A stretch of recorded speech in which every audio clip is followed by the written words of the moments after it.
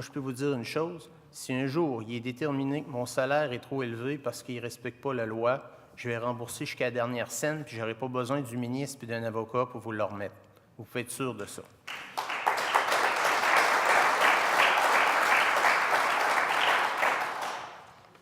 Moi, de ne pas renoncer à la prescription, je serai obligé de vendre tous les miroirs chez moi. Est-ce que quelqu'un d'autre veut s'adresser aux citoyens là-dessus? Monsieur le maire, moi, tout simplement, au fond, c'est un commentaire qui... je fais tout simplement exposer ma compréhension de ce texte-là. Au fond, si jamais je votais contre cette résolution-là, c'est comme si je me disais contre la vertu. Parce que, au fond, cette résolution-là dit vouloir permettre l'aménagement de modalités de remboursement pouvant s'étaler sur une période dépassant le reste du mandat. Alors, s'il se trouvait parmi mes collègues conseillers, l'un ou plusieurs d'entre eux, qui, je ne sais pas moi, par conscience, par honneur ou je ne sais quoi, décidaient ou reconnaissaient dans un premier temps qu'effectivement, ils ont reçu des sommes en trop, et puis qui voulaient, ce faisant, rembourser la totalité de ces sommes-là, et non pas les sommes qui courent sur à l'intérieur de la période qu'on appelle le délai de prescription, c'est-à-dire 3 ans. Bien, à ce moment-là, cette résolution-là permet à ce conseiller ou à cette conseillère de s'entendre avec la Ville sur les modalités de remboursement. Alors, je ne vois pas comment je pourrais être contre ça, là. Je veux dire, ça serait présumé de l'intention de l'un ou l'autre de mes collègues conseillers. Évidemment, ce qui est prévu dans la compensation, ou peu importe la façon dont les gens qui doivent de l'argent le rembourseront, ça leur appartient. Mais ce qui est prévu et ce qui est demandé, c'est que la totalité des sommes dues pour la période de prescription de 3 ans soit remboursée d'ici la fin du mandat actuel. Ce que je viens proposer là, c'est qu'il y a quelqu'un qui voudrait rembourser la totalité du montant. Je conviens que ça peut être une somme plus importante et donc que ce n'est pas évident. Pour peu que la période de 3 ans soit remboursée d'ici la fin du mandat, il y a moyen de prendre des aménagements pour rembourser le reste sur une période qui va au-delà avec des paiements, par exemple, mensuels ou autres. C'est ce qui est offert là. Et je pense qu'il serait important, pour ceux qui vont voter dans quelques instants, de réfléchir à la chose suivante. Depuis 10 ans, il y a une unanimité quasi totale ici pour toutes les résolutions. Évidemment, pas depuis 10 ans, là, mais si on remonte avant mon arrivée, là, toute la période 2006 jusqu'à mon élection, c'était l'unanimité à peu près à tout coup. Et c'est très malsain, d'ailleurs, d'une part. Là, c'est important de se poser des questions de temps en temps puis de ne pas être d'accord, ce n'est pas un problème. En même temps qu'on est capable de se parler puis de se comprendre. Il est possible qu'il y ait des gens au sein du conseil, des conseillers qui doivent de l'argent, qui veuillent effectivement rembourser la totalité, qui veulent prendre des aménagements. Il y a peut-être des gens qui sont victimes de pression là-dedans aussi. Il y en a peut-être qui en ont plein leur casse aussi. Il faudrait peut-être laisser un peu d'air aux gens. Donc, est-ce que quelqu'un d'autre veut s'adresser aux citoyens? Non, malgré tous vos beaux arguments, je vais voter contre. Parce qu'il y a, dans le fond, le but de l'exercice, c'était tout simplement de ramener le sujet à l'ordre du jour. Et ça n'arrivera pas. Il n'y en aura pas. Il n'y a personne qui va aller au-delà de 3 ans. Ça fait que cette résolution-là apparaît inutile, là, M. le maire. C'est ce à quoi je faisais allusion quand je parlais de mettre de la pression. Oh, ben, alors, on va passer... mes collègues sont libres de voter comme ils veulent. On va passer au vote. Pardon, excusez-moi, s'il vous plaît, on va passer au vote. Qui est en faveur de la résolution? Qui est contre? Résolution 2016-462. Conseil, modification du calendrier des séances ordinaires pour les mois d'octobre, novembre et décembre 2016. Et proposer que le Conseil adopte un nouveau calendrier pour les séances ordinaires du Conseil des mois d'octobre, novembre et décembre 2016, que ce nouveau calendrier soit prévu que ce nouveau calendrier prévoit la tenue des séances ordinaires aux dates suivantes: 18 octobre, 25 octobre, 8 novembre, 15 novembre, 22 novembre, 6 décembre et 19 décembre, et que les séances du Conseil aient lieu à 19h30 à l'endroit habituel, au 200 route de Fossambeau. Alors, je vais demander le vote. En fait, ça prend un proposeur. Quelqu'un pour appuyer? Est-ce que quelqu'un veut s'adresser aux citoyens? Donc, essentiellement, ça avait déjà été mentionné à un moment donné, la possibilité que les séances extraordinaires deviennent des séances ordinaires. Et dans le cadre de la démarche, là, il y a eu différents avis qui ont été reçus, donc qui nous amènent à se questionner aujourd'hui. Moi, je vais quand même appuyer cette résolution-là ce soir.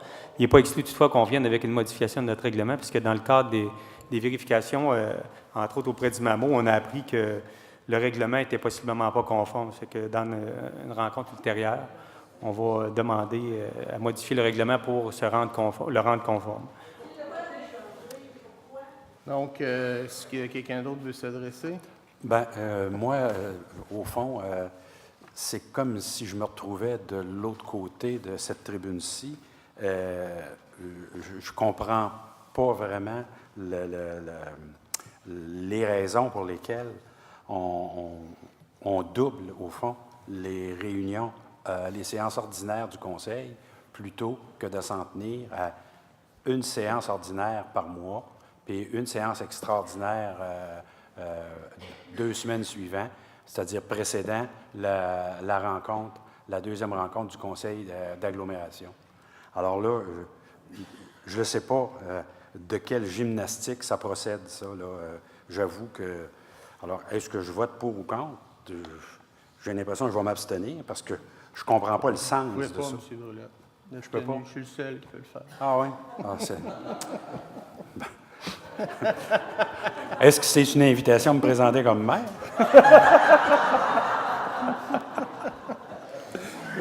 Alors, Bon, ouais, excusez-moi, allez-y. Oui. Non, bien, en tout cas, je veux dire, je ne sais pas si quelqu'un parmi mes collègues peut m'expliquer les fondements de ça. Pourquoi on change ça? Pourquoi on transforme les séances extraordinaires en séances ordinaires? Je veux juste comprendre. OK, mais essentiellement... Oui, allez-y. Essentiellement, c'est parce qu'on est moins limité dans les sujets qui sont abordés lors d'une séance régulière. Entre autres, on peut ajouter des sujets, ce qu'on n'aurait pas pu faire ce soir, même si on avait voulu le faire. Donc, dans une séance extraordinaire, on ne peut pas ajouter des sujets en cours de réunion, alors que dans une séance ordinaire, on peut le faire. Donc, c'est pour avoir plus de souplesse dans la préparation et la conduite des réunions. S'il vous plaît. S'il vous plaît. S'il vous plaît. Monsieur Potvin, vous voulez donner la vraie raison ou je la donne? Oui, allez-y. D'accord. Après ça, on parlera de procédure. Alors, le règlement sur la rémunération des élus prévoit, la loi sur le traitement des élus prévoit que le règlement dans sa forme finale, donc on fait un avis de motion, présentation, ensuite il y a adoption du premier projet. Et le dernier projet, le projet final, doit être adopté lors d'une séance ordinaire. Maintenant, étant donné les sommes versées en trop qui ont été établies, et là, le projet de règlement qui est constamment ramené sur la table pour augmenter les salaires de façon à compenser ce qu'ils perdent en remboursement, moi, j'ai tenté par toutes les procédures possibles de bloquer ce règlement-là depuis le mois de mars dernier. C'est toute une gymnastique, mais j'y arrive jusqu'à maintenant. Maintenant, j'arrive près du but, à savoir qu'on ne se fasse pas prendre 6 000 $ par conseiller pour l'année courante parce que le règlement est rétroactif au 1er janvier dernier. Donc, l'augmentation qui veut se verser de 33 % serait rétroactive au 1er janvier, ce qui représente près de 6 000 $ par personne, pour compenser, évidemment, ce qui est remboursable en vertu des comités qui n'existaient pas aux yeux de la loi. Donc, moi, je travaille fort pour empêcher l'adoption de ce règlement-là jusqu'à Noël, en fait jusqu'au 1er janvier, de façon à ce qu'il ne puisse pas être rétroactif, parce que la loi prévoit que c'est rétroactif au 1er janvier de l'année courante, et non de l'année X. Voilà. Alors, en mettant un paquet de séances comme ça ordinaires, ils se donnent une chance de peut-être y arriver, parce que sinon, c'est les extraordinaires qui gouvernent. C'est pas plus compliqué que ça. Maintenant, une fois qu'on a dit ça, l'article 15 de notre règlement de régie interne, lui, spécifie qu'il vient cristalliser le moment où ont lieu les séances ordinaires. Hein, il est mentionné que c'est le 3e mardi du mois. La loi, elle, prévoit qu'une séance ordinaire peut être déplacée. Une fois le calendrier établi, elle peut être déplacée. Mais la loi ne dit pas qu'on peut en ajouter. Alors, il y a des juristes qui disent que oui, il y a des juristes qui disent que non. Il y a un maire qui dit que non. Mon opinion. Elle vaut ce qu'elle vaut. Jusqu'à maintenant, elle n'est pas si mal, mon opinion en matière juridique. Là, vous me direz que j'ai un score qui commence à être bon. Alors, ma prétention, c'est que la loi dit une chose, qu'on peut adopter par résolution des ajouts d'ordinaire, c'est vrai. Maintenant, on a un règlement dont on s'est doté qui vient nous contraindre là-dedans. Alors, moi, ce que je dis, c'est que si cette résolution-là est adoptée ce soir, elle pourrait ne pas être considérée valide. Et les actions qui seront prises ensuite dans des séances dites ordinaires, alors qu'elles n'auraient pas dû l'être, ne seraient peut-être pas bonnes non plus. J'ajouterai à ça que le règlement sur la régie interne que j'invoque là a été adopté pour la énième fois cette année, il y a 2 semaines à peine.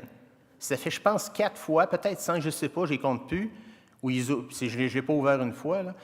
Cette année, ils ont ouvert le règlement à tour de bras pour des histoires de place, des histoires de... Il y a toujours une raison. Là, c'est il y a 2 semaines. On ne pourra pas me dire, j'ose espérer que la dispense de lecture du règlement, parce que les gens disent qu'ils l'ont lu, après 4, 5 fois, là, on y est arrivé à le lire. Là. Ce qui est écrit textuellement à l'article 15, c'est que les séances ordinaires ont lieu le 3e mardi du mois. Vous regarderez les dates qu'il y a là, ce n'est pas des 3e mardis du mois exclusivement. Donc, moi, je vois un gros problème avec cette résolution-là. Je vais voter contre, bien évidemment. Puis là, vous avez compris où on s'en va avec ça. Maintenant, il y a autre chose. On a un article dans notre code de déontologie qui dit que tout membre doit éviter de se placer sciemment dans une situation où il est susceptible de devoir faire un choix entre, d'une part, son intérêt personnel et, d'autre part, celui de la Ville. Alors, si on part du principe... Si on part du principe que la Ville a 6 000 $ fois 5 en jeu, parce que c'est de ça dont on parle, puis que les conseillers ont chacun 6 000 $ en jeu, moi, je considère qu'il y a des gens, s'ils votent là-dessus, là, ce soir, vont se placer dans une drôle de position qui est celle de faire un choix entre leur propre intérêt et celui de la Ville. Okay. Est-ce que quelqu'un d'autre veut parler aux citoyens? Oui, M. le maire. Oui. D'entrée de jeu, premièrement, c'est vous qui prétendez la question des salaires, mais la déontologie, la question des salaires, c'est le seul cas où les conseillers peuvent voter. C'est vrai. Pour des affaires. C'est totalement vrai. Et les dates d'un calendrier ne sont pas une question de salaire.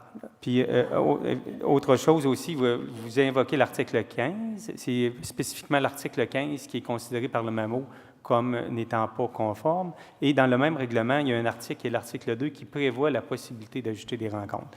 Je n'ai pas le libellé exact, puisque je n'ai pas le règlement avec moi, mais et autre chose aussi, on a eu différents avis, vous avez raison. Un des avis dit que la loi a préséance sur le règlement. Donc, c'est pour ça, là, on a 2 avis actuellement. De toute façon, je vous annonce, M. le maire, qu'on va jouer plus safe. Moi, j'ai l'intention de voter pour ce soir, mais on va quand même déposer un avis de motion dans une rencontre ultérieure pour modifier le règlement pour corriger le tir. Je répète que la loi, c'est vrai que la loi prévoit qu'en matière de salaire, un élu peut voter et ne pas se placer en situation d'illégalité, même si à ce moment-là, on pourrait comprendre qu'il a à faire un choix entre son intérêt propre et celui de la Ville, mais à ce moment-là, il n'y aurait pas un conseil qui pourrait voter quelque salaire que ce soit parce que tout le monde devrait se retirer. Donc, c'est vrai pour les salaires. La résolution qui est là ne parle pas de salaire, elle parle de calendrier des séances ordinaires. Bon, on sait pourquoi. Donc, là, on se place sciemment dans une situation où on a à faire un choix entre son propre intérêt et celui de la Ville. Mais ça vous appartient, vous faites ce que vous voulez, vous pouvez voter pour cette réseau-là, vous pouvez changer le règlement, vous pouvez faire ce que vous voulez, vous êtes majoritaire au Conseil. Je vous simplement signifie que vous allez vous mettre en situation de contravention avec votre code, puis il n'y a pas de problème, il y a un commissaire pour ça, puis les choses vont suivre leur cours, puis c'est simplement, vous ne pourrez pas dire que vous n'étiez pas au courant, là. Je le dis devant 100 personnes et à nos amis de Portneuf.tv que je salue une fois de plus.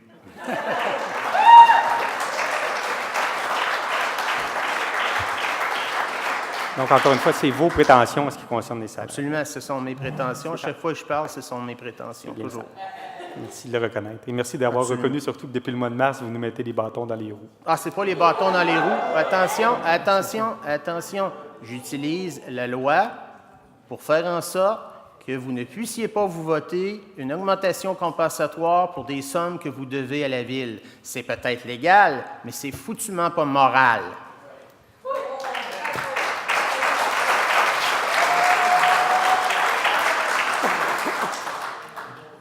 Alors, on peut passer au vote sur la résolution concernant la modification du calendrier des séances. Qui est en faveur?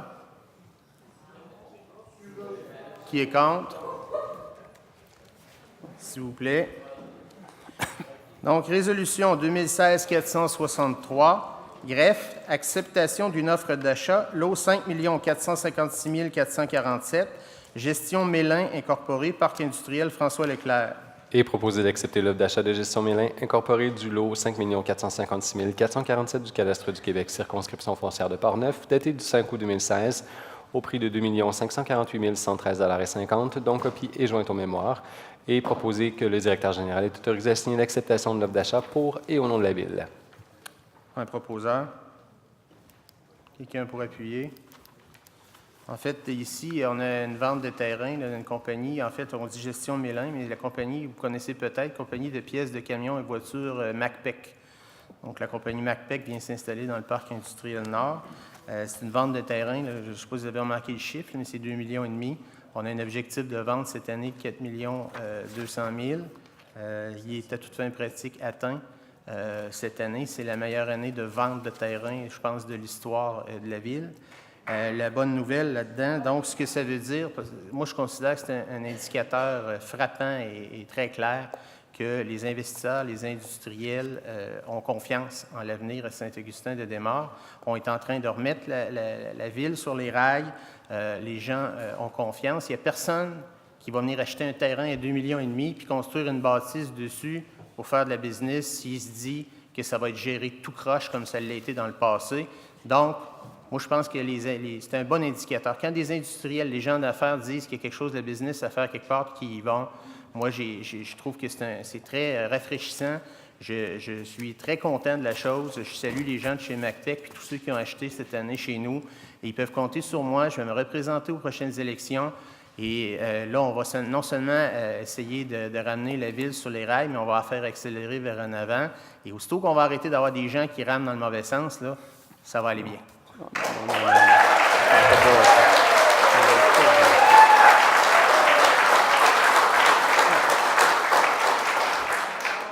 Monsieur le maire, Oui. J'aurais un commentaire. Je peux? Oui, Bien, tout simplement, je trouve ça dommage que le Conseil ait voté pour l'abolition du mot du maire, parce que je suis convaincu que dans une prochaine édition, vous seriez fait un plaisir de souligner cette vente de terrain-là, et puis, comme vous venez de le dire, de décrire au fond notre ville comme étant sur la bonne voie. Et ça, je ne sais pas si en fait, j'en ai parlé en septembre dernier dans le mot du maire. Je faisais allusion aux ventes de terrain qui étaient un bon indicateur. Et je disais qu'il y avait une bonne annonce qui s'en venait en cette matière. Ouais. On l'a ce soir. C'est 2,5 millions, là, c'est majeur. Ouais. Mais il n'y a rien qui empêche, monsieur le maire. Oui. Il n'y a rien qui empêche les communications de communiquer de bonnes nouvelles. Là. Ce que je cherche, Non, mais voyons, il n'y a pas juste le mot du maire. Pour moi, vous ne lisez pas le mime. Pour moi, si vous lisez juste le mot du maire dans le mime, il y a d'autres choses aussi. Il y a d'autres informations. Donc, on passe à la résolution 2016-464. Greffe, adjudication de contrat, appel d'offres 2016-022 pour la réfection de surface dans différentes rues. Et proposer d'adjuger le contrat pour la réfection de surface dans différentes rues, appel d'offres numéro 2016-022 à construction et pavage par neuf pour un montant total incluant les taxes applicables de 1 426 793,37 et que les fonds nécessaires à l'adjudication de ce contrat soient puisés à même les règlements d'emprunt numéro 2016-480 et 2016-484. Un proposeur. Quelqu'un pour appuyer? En fait, par cette résolution-là, on octroie un contrat là, de pavage de l'ordre de 1,5 million ou un peu moins. Si vous vous souvenez, au mois de mars dernier, on a pris une résolution ici pour aller en appel d'offres pour, grosso modo, 1 million de dollars, un règlement d'emprunt d'1 million de dollars en pavage de différentes rues. À l'époque, je vous ai expliqué que ce qui était prévu au plan triennal des mobilisations, c'était 2 millions, et les conseillers ici, à l'exception de M. Brulotte, qui n'était pas encore en poste, ont voté contre le fait, n'ont pas voté contre, ont décidé que c'était 1 million et non 2 qu'on allait emprunter.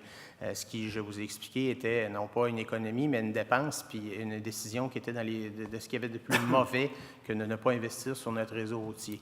Ça a pris 2 mois à ce qu'ils entendent raison pour qu'on finisse par avoir l'autre règlement d'emprunt pour en arriver à 2 millions.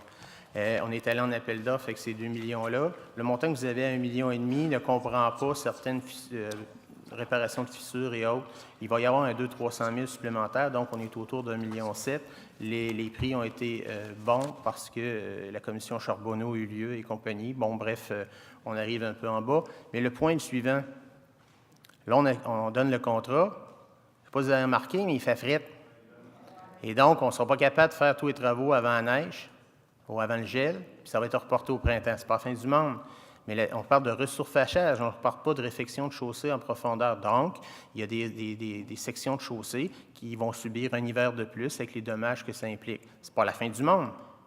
Mais simplement, si on avait voulu entendre raison, comme on l'explique comme il faut au mois de mars, bien, on aurait eu l'appel d'offres, puis ensuite on aurait eu l'adjudication de contrat il y a 2 mois, puis les travaux aujourd'hui seraient presque finis.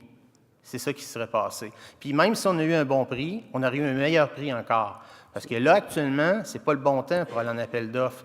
Les compagnies de pavage, actuellement, ils pavent pour la Beaume. La Beaume, là, il y en a mis partout. Donc, ils sont loadés, puis ils ont des pénalités s'ils ne finissent pas dans les temps. Donc, ils ne prennent pas de l'emploi, du travail supplémentaire. S'il vous plaît. Oui, je vous demanderai de quitter, merci. Alors, ils ne prennent pas du travail supplémentaire à ce moment-ci parce qu'ils vont être pénalisés. Alors, on aurait eu un meilleur prix encore. Là, il y a juste deux compagnies qui ont soumissionné. C'est que là, on est encore pris avec ce problème-là l'an prochain. J'espère que quand on va arriver pour faire les règlements d'emprunt pour le plan triennal d'immobilisation pour le pavage, on n'aura pas besoin d'expliquer longtemps pour qu'ils comprennent vite. Okay. Est-ce que je peux ajouter Oui. quelque chose? Oui, Monsieur le maire. Écoutez, là, vous l'avez mentionné, il y a eu une approbation dans un premier temps pour $1 million. Donc, je ne comprends pas pourquoi ça l'a retardé tant que ça pour faire les bon, encore la faute au fonctionnaire. Alors, regardez, non, mais écoutez, vous l'avez mentionné que c'était au mois de mars qu'on l'a fait. Regardez, on n'est pas responsable du processus administratif.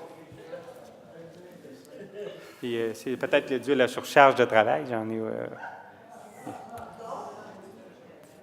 Est-ce que quelqu'un veut ajouter autre chose? Non, ça va. Résolution 2016-465, ressources humaines, embauche d'un trésorier adjoint au service de la trésorerie. Il est proposé d'embaucher M. Maxime Labbé au poste de trésorier adjoint à compter du 13 octobre 2016 selon les conditions de travail prévues au guide des conditions de travail des employés cadres et professionnels de la Ville de Saint-Augustin-des-Mares. Le proposeur. Quelqu'un pour appuyer? Donc, M. Maxime Labbé va commencer à travailler avec nous cette semaine ou la prochaine. Pardon.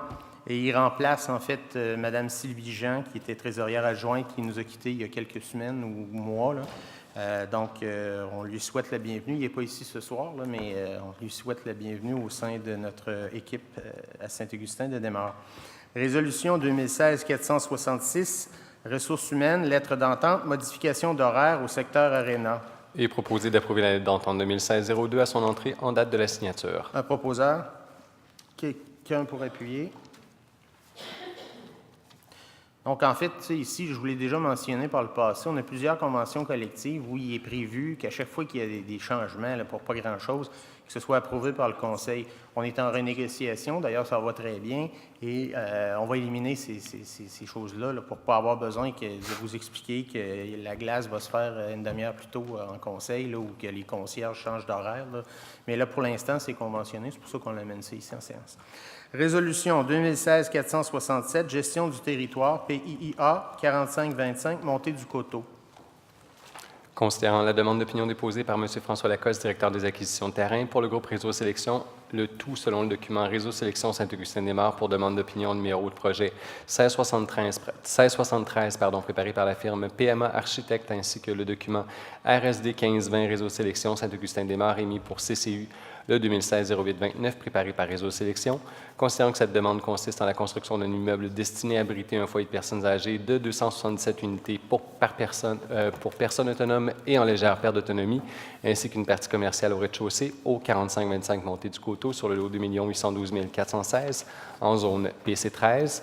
Considérant que pour l'apparence architecturale du bâtiment, le document de référence et réseau sélection Saint-Augustin-des-Maures, projet 1673 préparé par la firme PMA Architecte, ainsi que le courriel 1673 réseau sélection Saint-Augustin Matériaux de Pierre-Marc Tremblay, en date du 19 septembre 2016, considérant que le règlement relatif au plan d'implantation et d'intégration architecturale 915-93 s'applique au présent projet, considérant que les documents déposés sont préliminaires et sont loin de constituer une demande de permis complète, considérant que la présente résolution vise seulement à orienter le demandeur sur l'apparence architecturale de son projet et ne constitue pas une attestation de conformité ni une autorisation de construction, considérant que le conseil municipal a consulté son comité consultatif d'urbanisme sur le présent projet, considérant qu'ultérieurement à la présente demande d'opinion, le demandeur devra déposer une demande de permis de construction complète et proposer d'émettre une opinion favorable au projet présenté conditionnellement aux modifications suivantes, que le projet soit modifié de façon à ce que des décrochés soient ajoutés sur la façade donnant sur la rue Montée du Coteau, que les balcons dérogatoires soient modifiés de façon à se conformer au règlement de zonage 480-85, le tout tel que le dossier soumis. Un proposeur? Quelqu'un pour appuyer? En fait, ici, ce qu'il faut comprendre là-dedans, c'est que ce n'est pas une autorisation d'émettre le permis comme tel. Par contre, le promoteur, et en fait, là, donc, ici, là, Montée du Coteau, là, pour ceux qui ne savent pas, c'est le site de l'ancienne Arena Activital. Alors, le promoteur, donc, doit, pour faire sa demande de permis, nous fournir des plans. Et lorsqu'on parle d'un projet d'envergure comme ça, des plans, ça ne coûte pas 12 000 $. Ça en coûte des centaines de milliers. Alors, le promoteur nous demande, bien, écoute, est-ce que le projet, tu as l'impression qu'il va faire ton affaire ou pas? Parce qu'il n'a pas envie d'investir 1 million ou 1,5 million pour se faire dire qu'on ne le trouve pas beau. Alors, il nous demande une opinion favorable au projet. On la met conditionnelle. On a mis un paquet de considérants qui expliquent tout ça.